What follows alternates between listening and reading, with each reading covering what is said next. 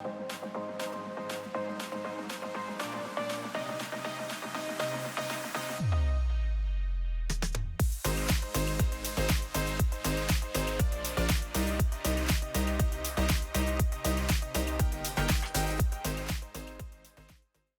everyone. Welcome to the Savvy Cast. This is Jamie, and I'm so thrilled that all of you are joining today.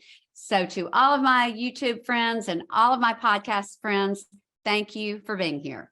Okay, I am going solo today because I want to address a few of the cooking basics that I get messages about frequently, some of the same questions over and over, and I feel the need to share some things that I think will help anyone who is cooking cover a multitude of issues or questions or problems. This is going to hopefully help you learn how to cook intuitively, meaning not have to follow a recipe or ask, how long do I bake this cake, or how long do I roast these vegetables? If you can learn to cook intuitively, it will totally be life-changing, and you will love what you do in the kitchen so much more, and you'll be so much more confident. So I'm just going to address a few of the top things today. There are so many other aspects of this that I can address, and I'll do so in subsequent sessions. But today I want to talk about, first of all, intuitive baking. And I am not a big, huge baker. I prefer more of the cooking and salads and meats and so forth. But for baking, I do bake a multitude of cakes. I tend toward Bundt cakes because they're so much more forgiving. Don't have to ice or frost layers. You can do everything in one pan. So I'm going to address intuitive baking as far as Bundt cakes are concerned. And then also things like Southern cornbread and maybe biscuits or some things that are non-cake related. So let me just start with the number one thing that I get asked about, and particularly with the Bundt cakes. How long do you bake? If you change this to cupcakes, what is the time limit for cupcakes? And I always try to say in my answer, it will take approximately, say, 40 minutes, but watch. And I cannot stress enough for intuitive cooking. And when you're baking something like a cake, which if you go to all the trouble to bake a cake or anything, guys, you don't want it to burn, and you don't want it to be undercooked. You want it to be perfect. So watching it is key. So let me explain what I mean by watching. Now, you don't have to watch the whole entire time you put something in the oven, because just think, today we're going to visualize making a strawberry Bundt cake. Okay. So we've made the Bundt cake, we get it in the pan, and we put it in the preheated oven. Well, you are going to, no matter if your oven runs hot or not, or if it's pretty accurate, you are going to have at least, at bare minimum, 20 minutes, probably closer to 30, that you can do whatever you want to do. You do not have to worry about watching the oven, because nothing's going to be done or close to done at 20 or 30 minutes. You're going to still have probably 10 to 15 minutes of the finish time. So what I tell people is start watching after about 30 minutes. And watching just means, okay, I keep your oven light on. I always, no matter what I'm doing, when I'm using my oven, my lights are on. I mean, otherwise you can't intuitively cook. You can't watch. So have your oven light on. Make sure that your cake is on the center rack. Make sure it's not too high for more than one reason. You don't want to cook in the upper level of your oven a cake, because that's not the correct. You always do the center for a cake. And number two, if it's up too high, you can't see it. You can only see the side of the pan in most ovens. So you want the cake in the center rack, the light on where you can see it. Okay. And you start watching after about 30 minutes. Now, just take a few glances at first, but then as it starts firming up on the top and it's turning from raw batter to just lightly beginning to form a crust, then you need to be vigilant about watching. Now, what starts happening with a bundt cake is as it gets closer to being done, you're going to start seeing the batter around the edges of the bundt pan. You're going to start seeing the batter that's already firmed up into a crust. It's going to start pulling away from the sides of the pan. So it starts shrinking inward and pulling away, and it starts getting browner around the edges. You'll see the same thing. You've got a stem in the middle of a bundt pan, that round part that has a hole in it. Most bundt pans have that. You will start seeing the edges pull away from the pan. So when you get to that point, you're going to start watching for cracks. You're going to start seeing little cracks as it gets closer to being done. The surface of the crust will start getting little cracks. Now, the final determination of when to pull a bundt cake out of the oven, it's not a egg timer or a watch. You have to watch it. Ovens are different, and some run hot, and pan sizes can vary somewhat. There are so many factors. That's why you have to watch. That's why what I'm telling you can be so game changing.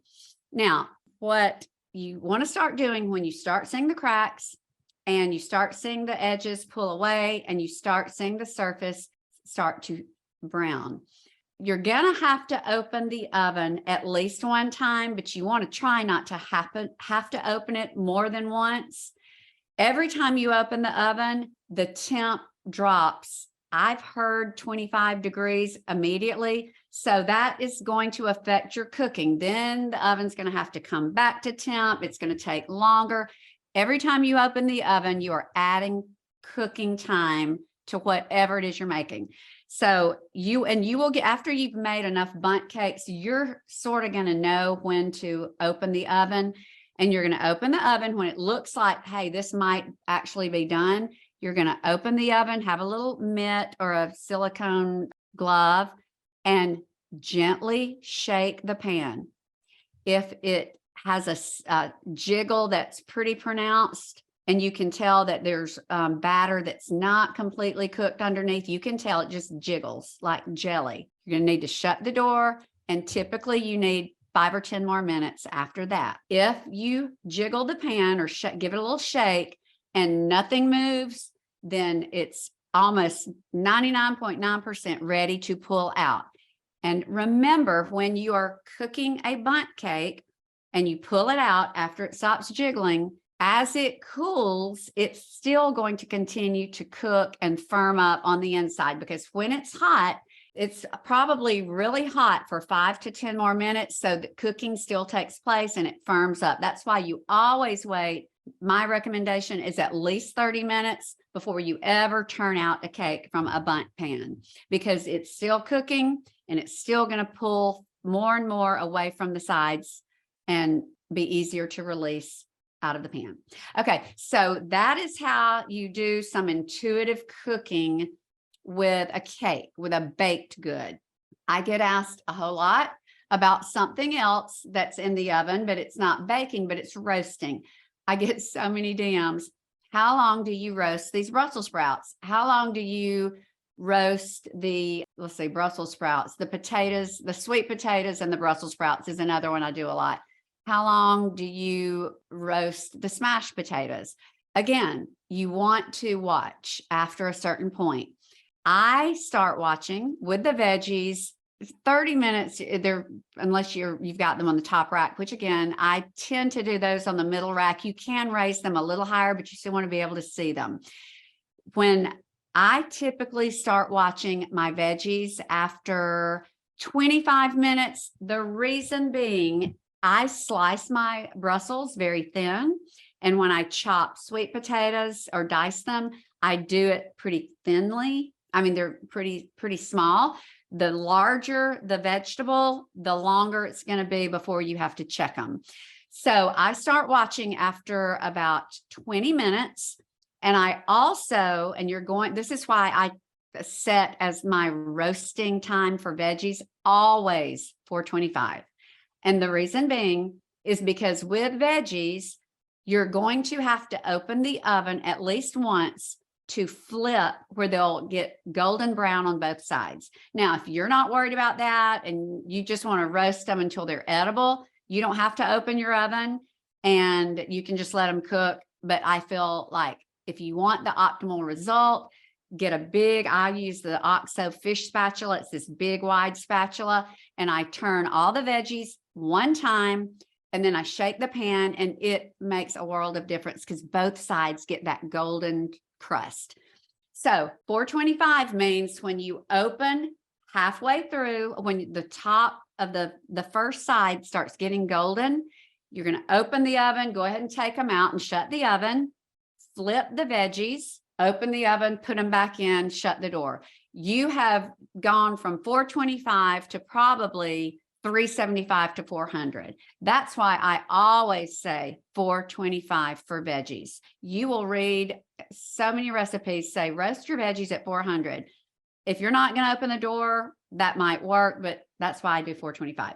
Okay, so back to being intuitive. You cannot say roast Brussels sprouts on 425 for 40 minutes and they'll be perfect. You have to watch toward the end. You have to turn and watch and pull them out when they're the way you like them to look. Now, veggies are different in that they're going to be done, whether they're crispy or whether they're crispy slash beginning to char around the edges.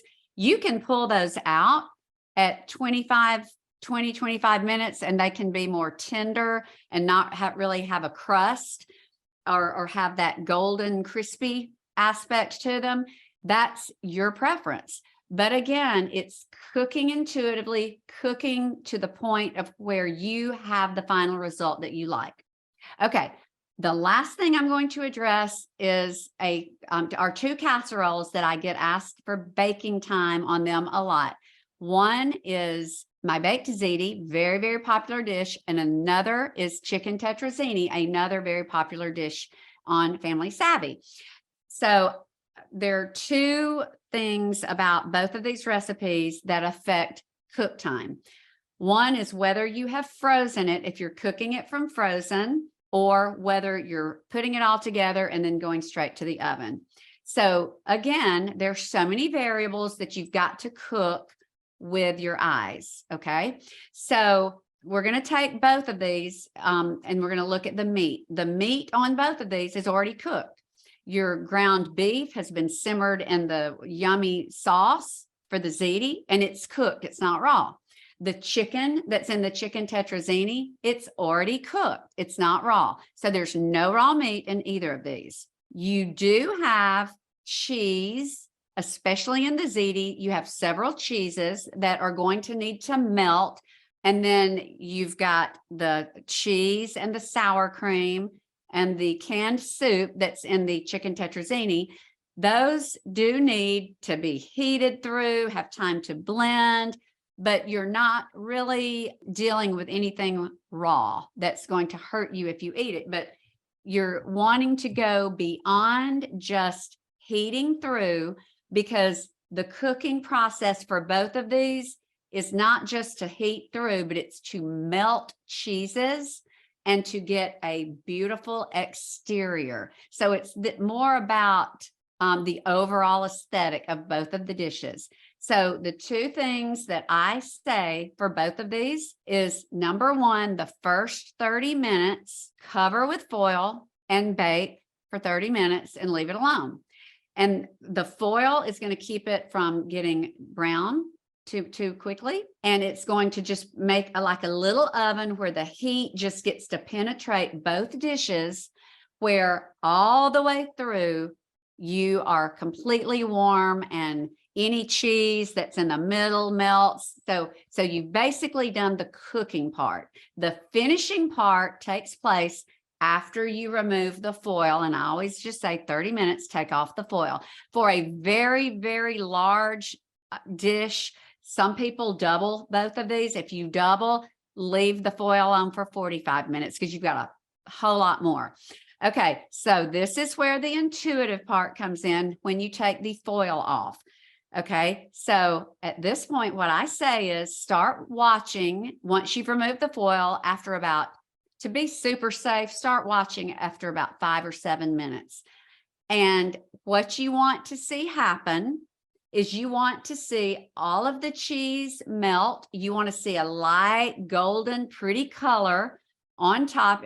For the tetrazzini, some of the spaghetti noodles might be sticking up. You're going to have some of the cheddar. You're going to have maybe pieces of chicken that peek through. You want to see that just a good golden, and you want to see it bubble through at least around the edges, because when the inside starts really getting to the point where it's done, it's going to bubble up through the top.